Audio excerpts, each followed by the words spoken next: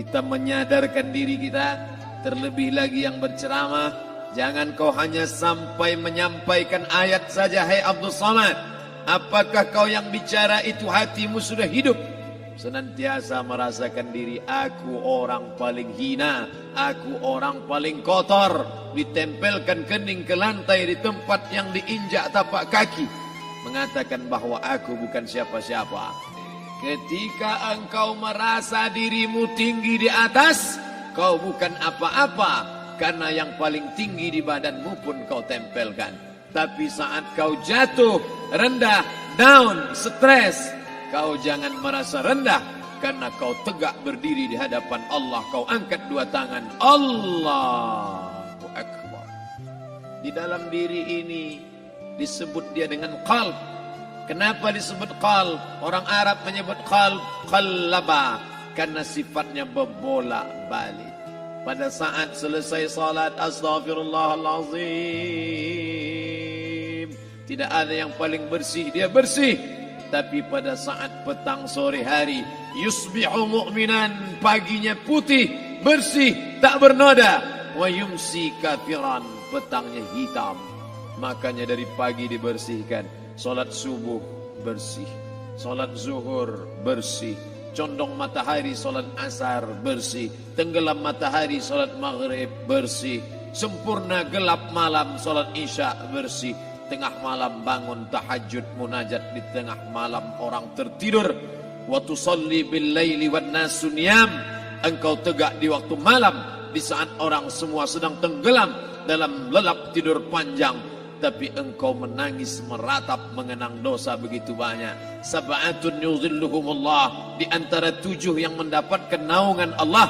Yauma la zilla illa zilluh, hari itu tak ada naungan kecuali naungan Allah. Di antara yang mendapatkan naungan itu adalah rajulun zakarallah, orang yang berzikir, munajat, muhasabah diri di tengah malam, sunyi, sepi, fafadat ainahu, menetes air matanya. Berapa banyak sudah harta dititipkan Allah, berapa kupakai untuk zakat, wakaf, infak, sedekah, wasiat, hibah, ghanimah, harta rampasan perang di zaman Nabi. 7 harta yang akan menolong di hadapan Allah, 1 pun tak dipakai. Umur diberikan Allah 40, 60, 70. Berapa yang kupakai untuk menolong agama Allah? Berapa yang kupakai untuk mengingat Allah?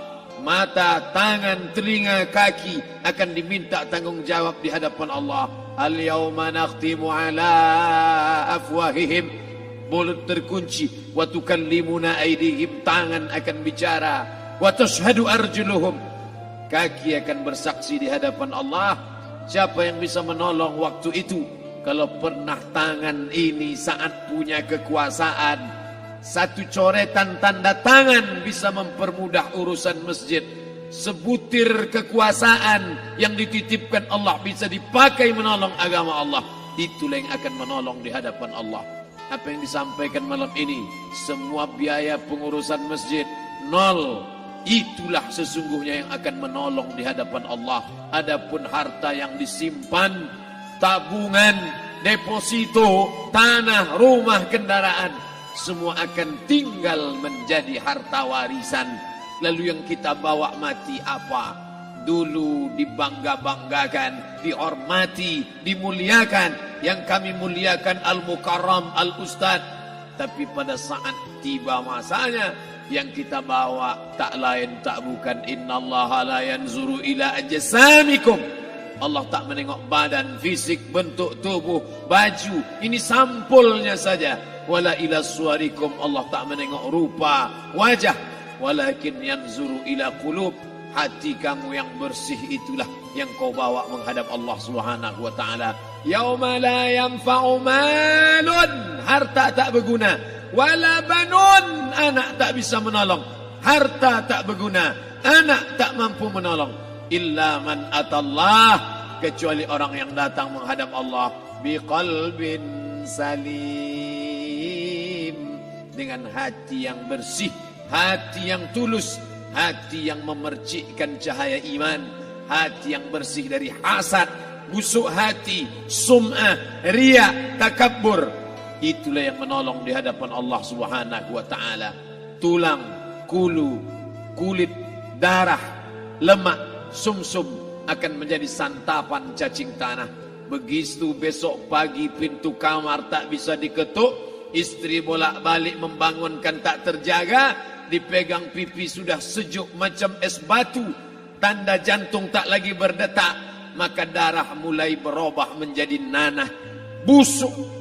1, 2, 3 hari kalau tidak disuntik formalin, jasad paling busuk jasad manusia, karena semua dia makan herbivora, tanaman saja. Tapi kita ini omnivora, semua masuk. Maka begitu mati, paling bagus orang Islam paling cepat dikuburkan. Selesai acara pemakaman, habiskah masalah, muncul masalah baru. Disitulah kita baru sadar. Apa kata Imam Ali radhiyallahu an? An-nasu niyam. Semua manusia waktu hidup itu tidur. Bapak tidur, ibu tidur, saya tidur. Semua orang waktu hidup itu tidur. Falamma matu, ketika dia mati, disitulah dia baru terjaga dari tidur panjang. Saat Israel mencabut nyawa, ditarikkannya adalah satu centapan yang kuat. Disitulah kita baru terjaga dari tidur panjang. Betapa aku meninggalkan salat, betapa aku tak berzakat, betapa dulu kekuasaan. Aku lulus umur 30, pensiun 58, 28 tahun apapun tak pernah kubuat untuk agama. Sibuk membesarkan anak, sibuk mengurus warisan. Anak pun tak ingat dengan kita, karena kita lupa menanamkan pendidikan agama di dalam otak kepalanya. Andai dulu pernah dia dibawa ke masjid, andai dulu pernah dia dibawa umrah, andai dulu dia dimasukkan SD IT, SMP IT, SMA IT, Islamic Boarding School, dibawa ke masjid, takkan dia lupa mendoakan selesai salat, Rabbighfirli wali walidayya warhamhuma kama rabbayani saghira. Harta yang banyak tak sempat menolong agama Allah. Anak tunggal semata wayang tak sempat dididik agama. Istri meninggalkan dalam keadaan stres susah hatinya karena dia tak diajarkan sabar menerima ridha ketetapan takdir Allah. Dan paling celaka, tak pernah anggota tubuh ini dipakai untuk berzikir, muhasabah, mengingat Allah. Tak pernah mata dipakai menengok Quran, kitab suci Allah. Tak pernah dipakai hati merenung sejenak, apa yang akan kubawa mati menghadap Allah Subhanahu wa ta'ala. Malam ini saya tak minta diajak ceramah tentang hukum zakat, hukum puasa. Yang ditanya adalah bagaimana kita merenung sejenak. Abdul Somad, engkau berhadapan dengan para pegawai Badan Pertanahan Nasional Provinsi Riau, berkumpul 12 kabupaten kota. Ini orang-orang ngurus tanah, dari dalam tanah naik ke atas tanah, ngurus tanah, ngurus tanah, ngurus tanah, masuk ke dalam tanah. Abdul Somad dari dalam tanah naik ke atas tanah, ceramah, ceramah, ceramah, ceramah, ceramah, masuk balik ke dalam tanah. Yang kau bawa apa? Baju koko tinggal, peci tinggal, pakaian kehormatan tinggal. Yang tentara belum pernah saya diundang. Ustadz besok datang takziah, bapak tentara meninggal, tahu-tahu kain kafannya loreng. Tak ada. Yang kau bawa kain tidak berjahit, disobek, kerak. Itu yang akan menyampul kulitmu, yang selama ini kau dimandikan, dibersihkan oleh ibumu dulu 60 tahun yang lalu. Sampai masanya kau lupa kapan kau dimandikan dulu. Sekarang ruh melihat, disebut dia ruh karena dia raha ya ruhu ruh, seperti aroma semerbak yang datang pergi hinggap. Ruh sampai masanya dia datang masuk ke dalam jasad. Ruh sampai masanya dia pergi meninggalkan jasad. Malam ini dimuliakan Al-Mukarram Haji Abdul Somad LCMA. Kenapa Abdul Somad ini dimuliakan? Karena ruh hinggap sejenak sebentar, sampai masanya besok pagi dia ruh keluar dari dalam tubuh ini. Anak yang katanya ayahku sayang, istri katanya kaulah abang, Sampai masanya mereka tak lagi mau mendekat. Rumah itu saya yang buat, saya yang mengukurnya. Tapi begitu ruh sudah keluar dari badan, tidak satu pun semeter, sesenti, sejengkal, sehasta ada tempat di rumah itu untuk jenazah bernama jenazah Abdul Somad. Dulu orang bertanya, rumah Ustadz Somad di mana? Hari ini orang tidak lagi bertanya, tak lagi menyebut nama. Orang sudah mengatakan kuburnya mana. Dulu kalau dia masuk masjid, didatangi orang, disalami orang, mahasiswa, anak-anak, remaja mencium tangannya sebagai tanda hormat. Tapi begitu diletakkan keranda, kita akan sholat jenazah nanti selepas sholat zuhur. Apa kata orang? Letakkan di tepi sana, letakkan di tepi sana. Tak satu pun mau mendekat, letakkan dia di sana.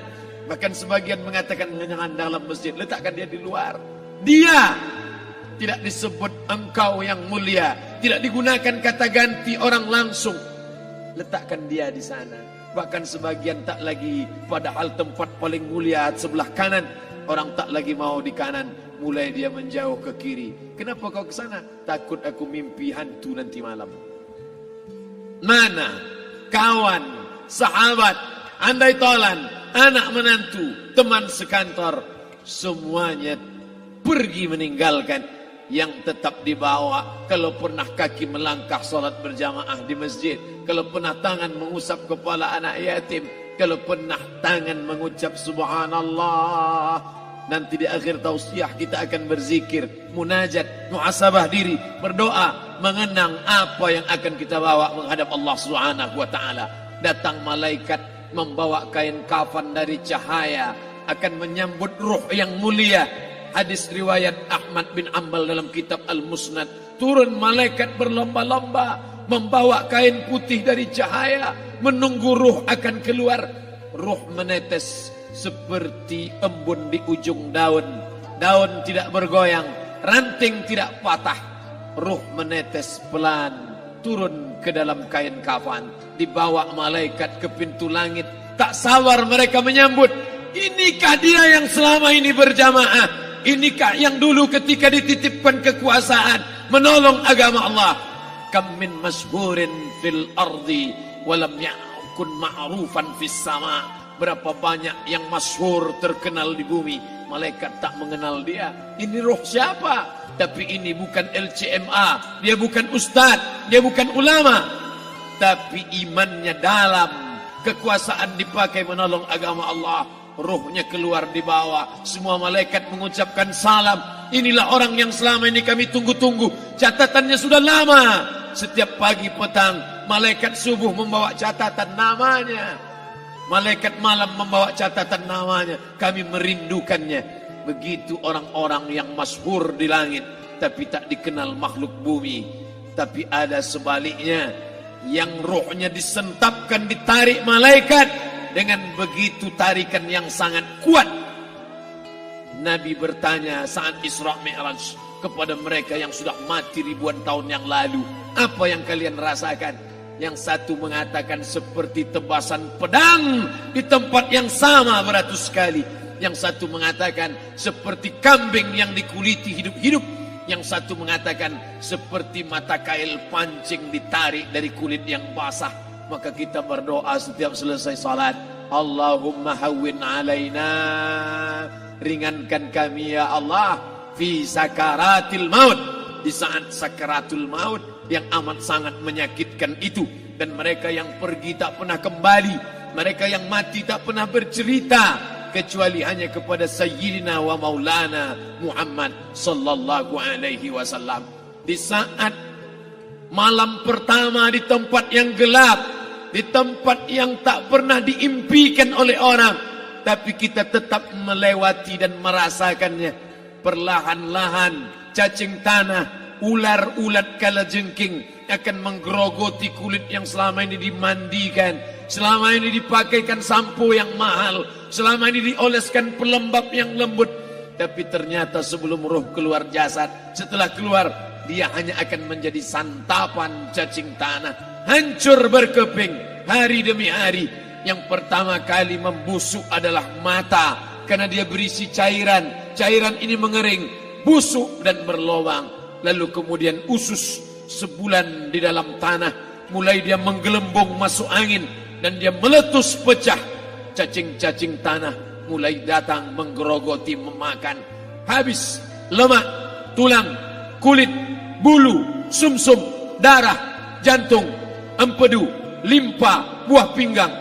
Habis semuanya, tinggal tulang-tulang yang memutih, dimakan oleh tanah, ditelan oleh massa, sampai akhirnya Asi bin Wa'il membawa tulang yang kering itu kepada Nabi Muhammad, baginda Sayyidina wa Maulana Muhammad. Ya Muhammad, ayyuhi rabbuka hadzal izam, sanggupkah Tuhanmu menghidupkan tulang yang kering ini? Nabi diam tak menjawab, sampai akhirnya datang Jibril alaihi salam membawakan wahyu. Qul, katakan kepada dia. Ayat ini dibaca malam Jumat. Bapak Ibu semua hafal, kita baca. Qul yuhyiha allazi ansha'aha awwala marrah wa huwa bikulli khalqin alim.